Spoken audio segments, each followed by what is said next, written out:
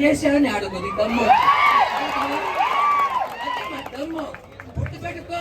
తెలంగాణ కోసం ప్రాణాలు అర్పించడంలో ముందున్న మా ప్రాణాలు అంటే లెక్క కాదు, కేసులు అంటే భయం కాదు. తెలంగాణ అంటే పిచ్చి ప్రేమ. తెలంగాణ పిచ్చి ప్రేమ. మీ తెలంగాణ నోటిఫికేషన్ రానప్పుడు, నీ నోటిఫికేషన్ ఇవ్వనప్పుడు మా తెలంగాణ ఎందుకు మాకు అవసరమా? తెలంగాణ మేము అడిగిన ఎందుకు? ఏ ఉమ్మడి రాష్ట్రం అయితే నిధులు నియామకాలు అన్నావో దానికోసం కదా మేము ఫైట్ చేసింది. నీ సీఎం చదువు ఎప్పుడు జై తెలంగాణ లేవు. నీ దగ్గర ఉన్న మినిస్టర్స్ ఎమ్మెల్యేలు ఎప్పుడు జై తెలంగాణ ధర్నా చేయలేవు. ధర్నా చేసింది మేము, ప్రాణాలు అర్పించింది మేము, కేసులు పెట్టుకుంది మేము. ఎందుకు? మా జాబ్ కోసం. కానీ నీ సీఎం చైర్ కోసం కాదు, నీ ఎమ్మెల్యే టికెట్ కోసం కాదు.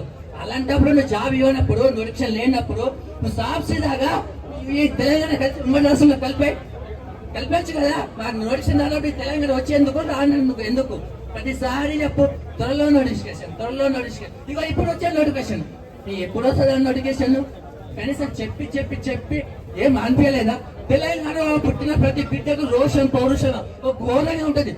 అవతల 10 రూపాయలు ఖర్చు చేసినా సరే, అప్పైనా సరే 100 రూపాయలు ఖర్చు పెట్టి సత్తా చూపెడతాం. వాడు 10,000, 20,000, 60,000 నోటిఫికేషన్ ఇస్తే 1,00,000 ఇచ్చి పౌరుషం చూపెట్టాలా?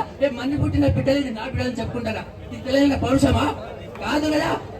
తెలంగాణ పౌరుషం అంటే నోటిఫికేషన్ ఇచ్చిన హామీని నిలబెట్టుకొని నేను నెలమల్ల పూల బిడ్డ నిరూపించు, లేదా పిల్లనైనా నిరూపించుకో.